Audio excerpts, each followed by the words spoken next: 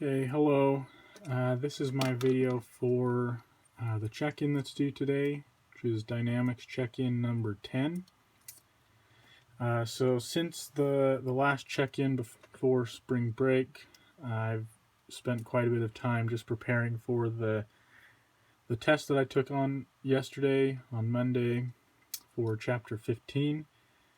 And so I spent a lot of time this weekend just doing a lot of the sample problems, the green problems out of the textbook for Chapter 15, as well as some of the other problems that are in the textbook. And then I reviewed some of the homework problems for that section. And then I reviewed a lot of the notes and just went over some of the concepts that I found were the most difficult. And then I took the test yesterday, so I felt like I was pretty prepared for that test and knew the concepts pretty well. I'd spent quite a bit of extra time studying this chapter compared to the previous ones because you told us it was a more challenging section and that we should spend some extra time on it.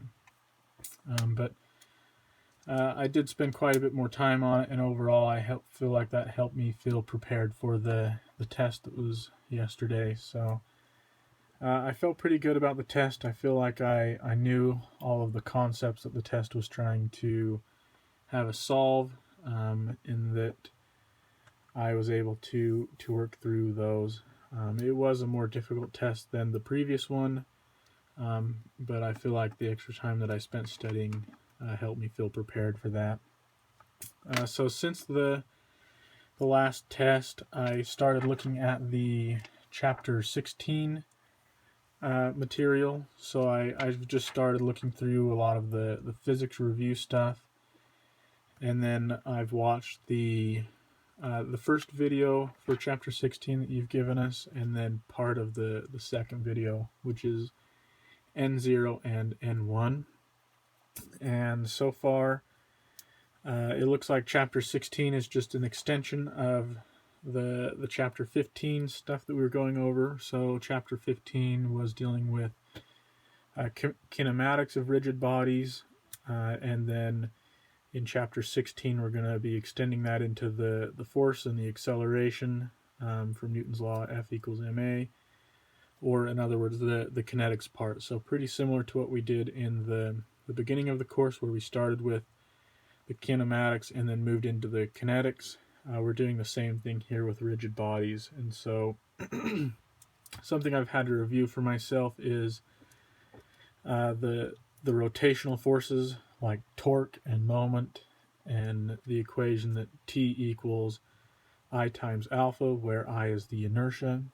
And so I'm trying to remember a lot of those things, and it's just coming back to me as I look at some of the older stuff from physics. It sounds like, looking at the videos that you've produced, that this section will only be looking at the two-dimensional kinetics, or the planar motion portion of that, which was the first part of Chapter 15 when we started looking at planar motion. And so that will be good, because I felt more comfortable with that part of Chapter 15. And so hopefully the foundation that I built in Chapter 15 for planar motion will extend well as we start looking at the kinetics of 2D problems, where the problem has the omega and the alpha in the k direction. But yeah, so far I've probably spent about 2 hours just looking at the new material since the test that was yesterday.